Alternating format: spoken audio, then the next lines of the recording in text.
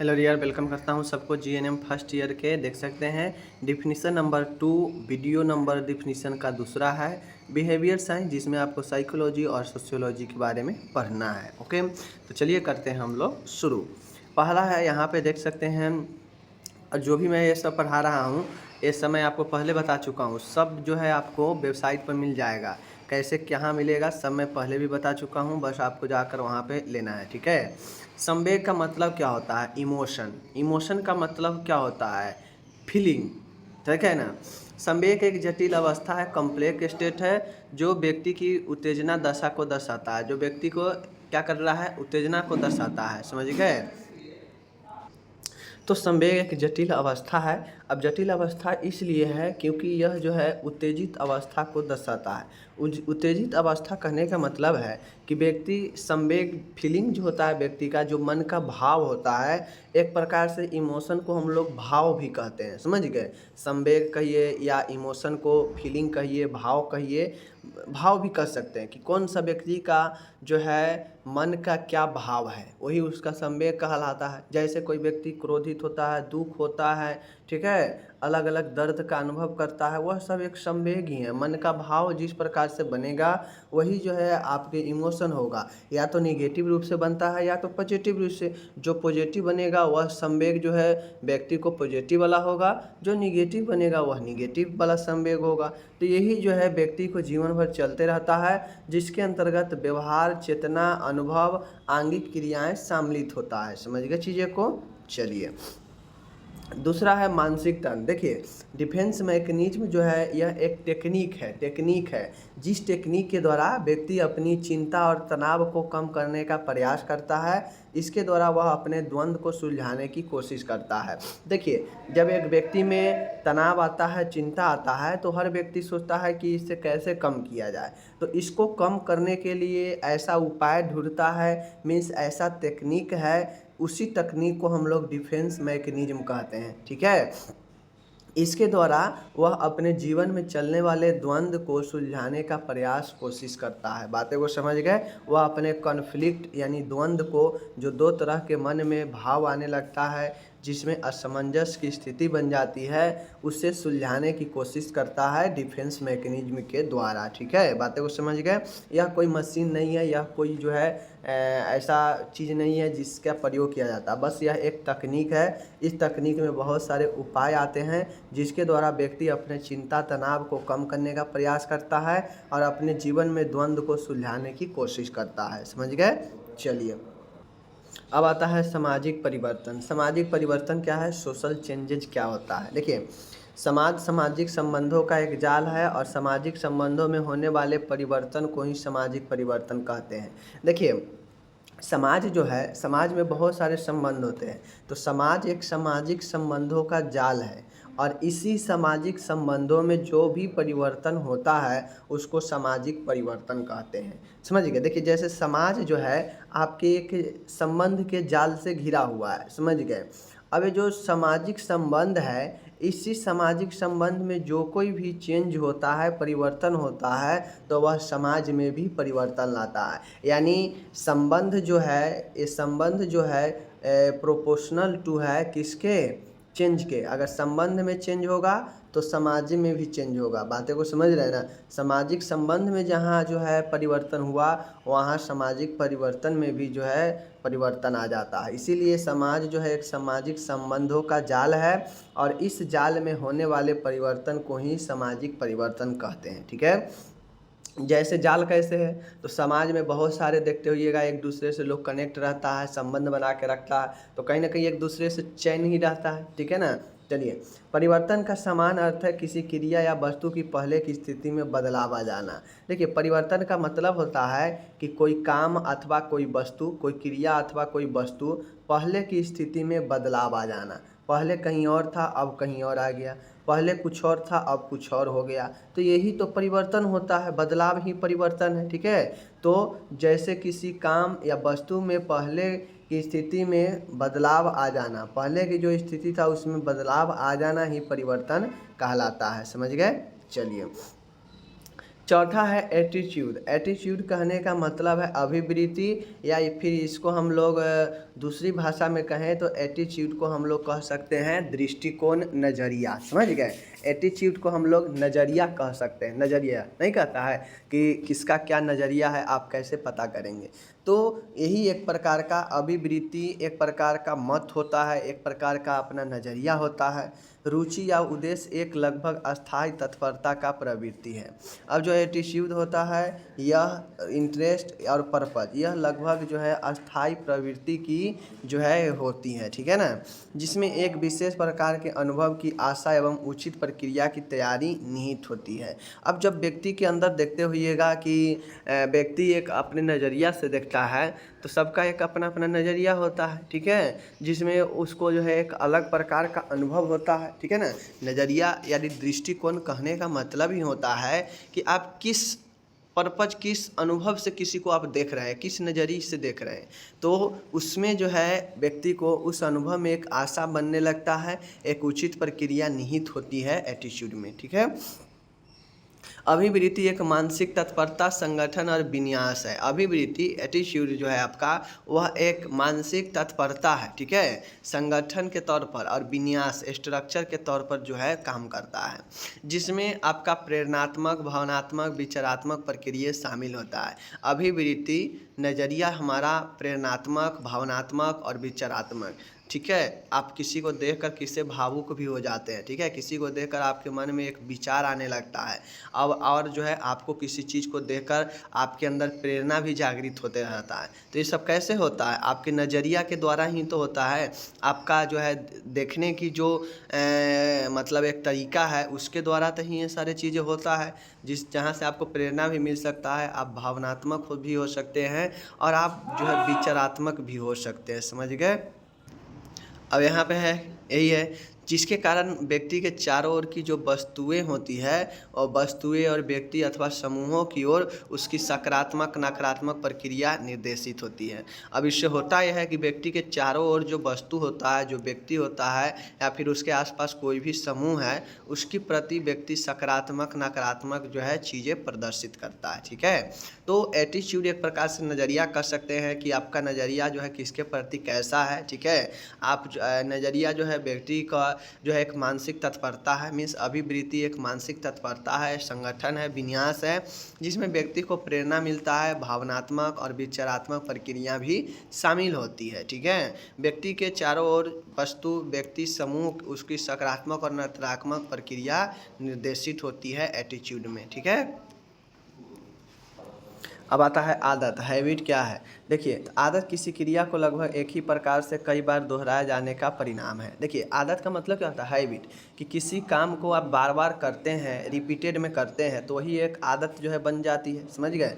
तो आदत किसी क्रिया को लगभग एक ही प्रकार से कई बार दोहराए जाने का परिणाम है। बिल्कुल है। परिणाम मतलब क्या होता है? रिजल्ट। आप किसी काम को बार बार करते रहिएगा तो उसका रिजल्ट यही आएगा कि आपको आदत बन जाएगा उस काम को करने का, ठीक है। तो वही कहता है कि आदत किसी काम के लगभग एक ही प्रकार से, मतलब एक ही तरीका से कई बार आप दोहराते हैं तो उसका रिजल्ट यही आता है कि आपकी उसकी आदत पड़ जाती है और आप बार बार उसी चीज़ को करते लगते हैं, ठीक है, आदत बन जाती है।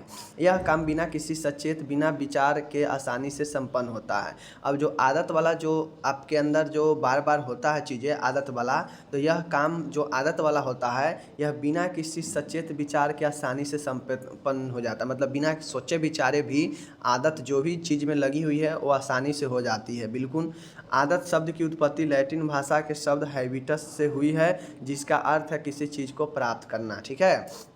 तो हैबिट के मतलब समझ गए कि आदत किसी काम को लगभग एक ही प्रकार से अगर आप बार बार करते हैं, दोहराते हैं, तो उसका परिणाम जो है आदत होता है। यानी उसका परिणाम यही होगा कि आपको आदत लग जाएगी। समझ गए? अब यह जो काम होगा जिसे आप बार बार करते हैं, आदत लग गया है, तो यह काम आप जब आगे करेंगे आदत लगने के बाद, तो आप बिना किसी सचेत विचार के भी आसानी से कर सकते हैं। आदत लगने के बाद देखते नहीं है, आदमी खाता किधर है, लिखता किधर है, दिखता किधर है, गाड़ी चलाता किधर है, मतलब उसको आदत लग जाती है। और आदत लगने के बाद वह बिना किसी सचेत विचार के भी आसानी से काम को करता है। आदत शब्द की उत्पत्ति लैटिन भाषा के शब्द हैबिटस से हुई है, जिसका अर्थ है किसी चीज़ को प्राप्त करना। बातें को समझ गए? चलिए, छठा है सीखना या अधिगम। सीखना या अधिगम का मतलब होता है कि अनुभव और प्रशिक्षण के द्वारा व्यवहार में परिवर्तन लाना ही सीखना या अधिगम है। देखिए, सीखना या अधिगम, लर्निंग का मतलब क्या होता है कि अनुभव या प्रशिक्षण यानी ट्रेनिंग के द्वारा, पढ़ाई लिखाई के द्वारा अपने व्यवहार में जो परिवर्तन लाते हैं वही जो है सीखना या अधिगम है। ठीक है, तो सीखने का मतलब क्या होता है, नए नए चीज़ों को अपने अंदर समाहित करना, और जब आप नए चीज़ों को लाते हैं तो कहीं ना कहीं कुछ ना कुछ परिवर्तन दिखता है। तो वही कहता है आप अपने अनुभव से या अपने प्रशिक्षण के द्वारा व्यवहार में परिवर्तन लाना ही सीखना या अधिगम कहलाता है। ठीक है, चलिए, मेमोरी क्या होता है, तो मेमोरी कहने का मतलब है मेमोरी मतलब क्या होता है, किसी चीज़ का स्टोरेज। तो स्मृति एक मानसिक प्रक्रिया है, यह हमारे मन की, ब्रेन का मेमोरी की बात कहा जा रहा है। ठीक है, समझ गए। तो स्मृति भी एक मानसिक प्रक्रिया है जिसमें व्यक्ति अनुभव किए गए, मतलब व्यक्ति अपने अनुभव किए गए चीज़ों को अथवा सीखे गए अनुभवों को मस्तिष्क में संग्रह करके रखता है। तो स्मृति एक मानसिक प्रक्रिया है, मेंटल प्रोसेस है, जिसमें व्यक्ति कुछ भी एक्सपीरियंस करता है। ठीक है, जो भी उद्दीपक या जो भी चीज़ें सीखे रहते हैं व्यक्ति, उसको जो है मस्तिष्क में संग्रह करके रखता है। कौन? मेमोरी। ठीक है, तथा आवश्यकता पड़ने पर इन उद्दीपकों तथा अनुभवों को चेतन मन में लाता है। तथा जब जरूरी पड़ता है व्यक्ति को, स्टोरेज चीज़ें जब ज़रूरी रहती है तो व्यक्ति कैसे निकालता है, ज़रूरत पड़ने पर। जैसे पढ़ाई अभी कीजिएगा लेकिन कुछ महीनों के बाद आपका एग्ज़ाम होगा, तो उस समय कैसे याद आ जाता है, तो आप याद करते हैं अनुभव को आवश्यकता पड़ने पर, तब जाके वह आपके चेतन मन में लाता है और आप लिखते हैं। जैसे छात्र द्वारा याद किए गए प्रश्न को परीक्षा में पूछने पर उत्तर लिखना। ठीक है, यही तो वही चीज़ें हैं। तो मेमोरी एक आपका क्या है, मानसिक प्रक्रिया है। अब जिसमें व्यक्ति किए गए उद्दीपकों अथवा सीखे गए, जिसमें व्यक्ति कुछ अनुभव करता है, कुछ चीज़ सीखा हुआ है या कोई भी चीज़ें है, उसको मस्तिष्क में जो है संग्रह करके कौन रखता है, यही मेमोरी ही रखता है।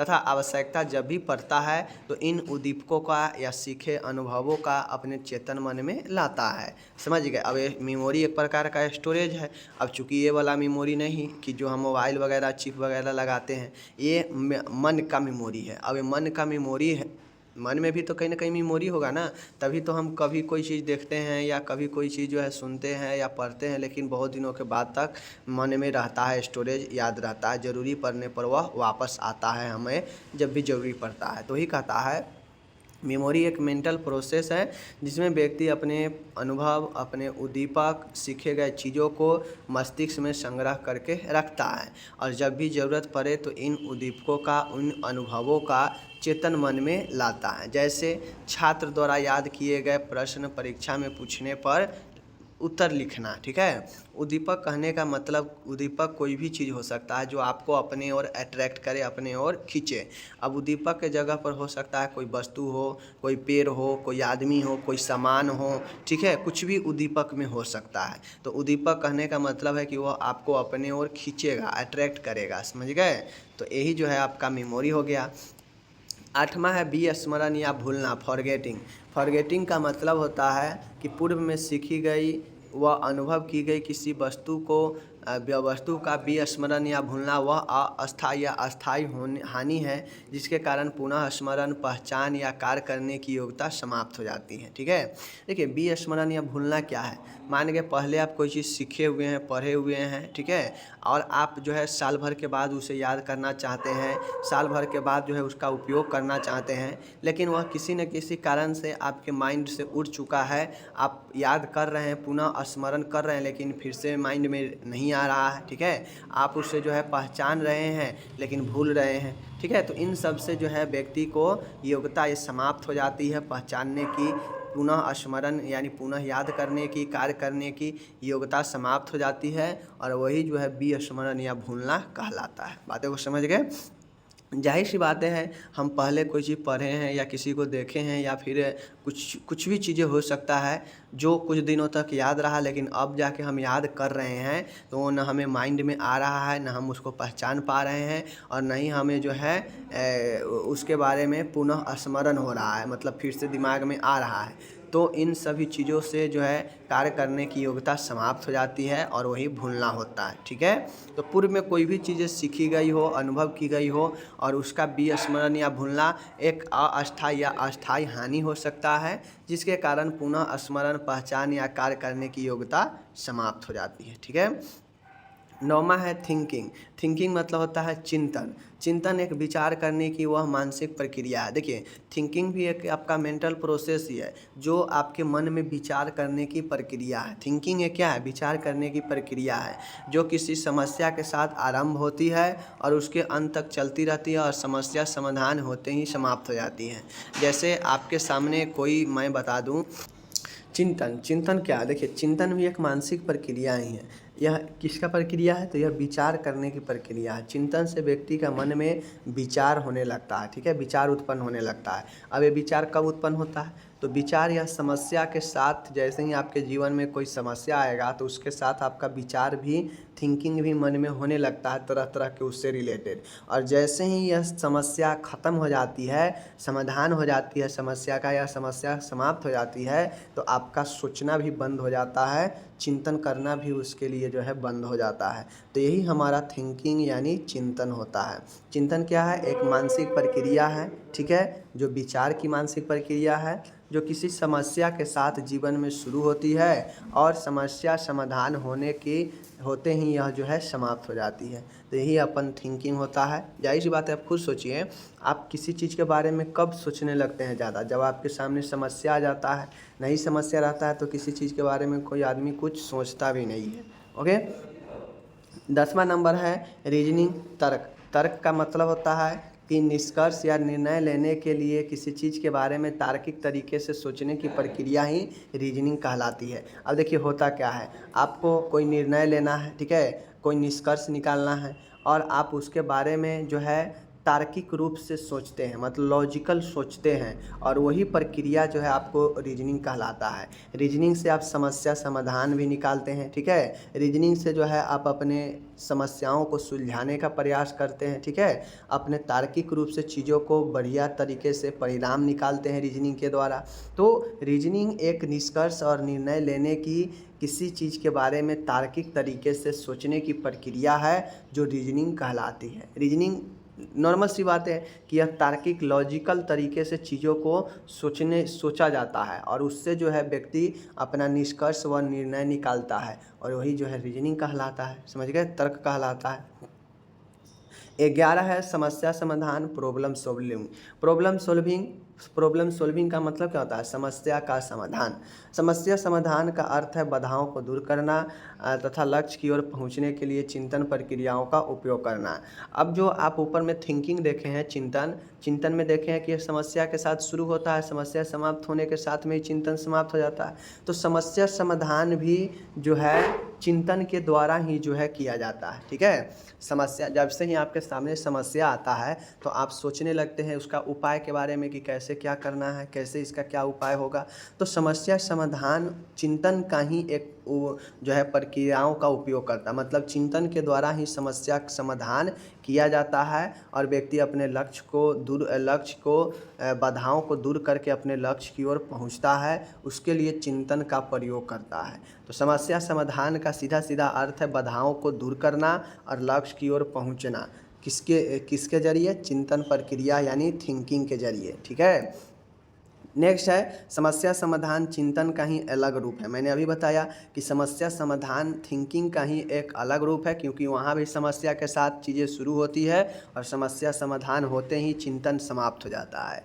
तो समस्या समाधान हमें करना है तो चिंतन ही जो है आपका काम करेगा। ठीक है, तो ही कहता है समस्या समाधान चिंतन का ही एक अलग रूप है, जिसमें व्यवहार लक्ष्य की ओर निर्देशित होती है। जिसमें क्या होता है कि जो बिहेवियर होता है वह लक्ष्य की ओर निर्देशित होता है और व्यवहार में निरंतरता पाई जाती है और व्यवहार में कंटिन्यूटी पाई जाती है, और जैसे ही समाप्त हो जाता है व्यक्ति का समस्या, वैसे ही जो है यह भी समाप्त हो जाता है। ठीक है, अतः समस्या समाधान हेतु की गई क्रियाएं या व्यवहार जो है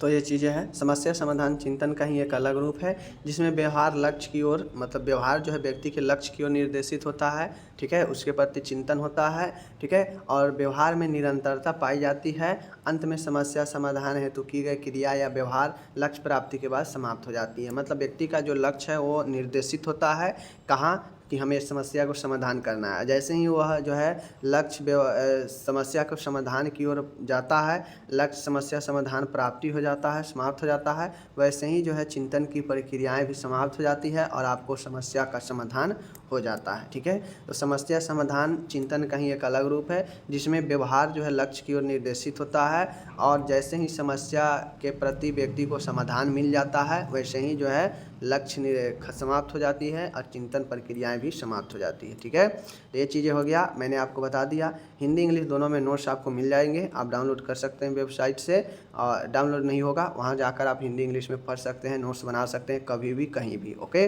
मिलेंगे अगले वीडियो में, अपना ख्याल रखिए।